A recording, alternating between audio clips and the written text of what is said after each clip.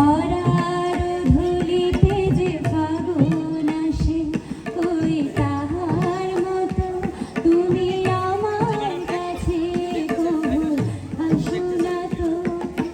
অলির কথা শুনে বকুল হাসে ওই তাহার মতো তুমি আমার কথা শুনে হাসো না তো।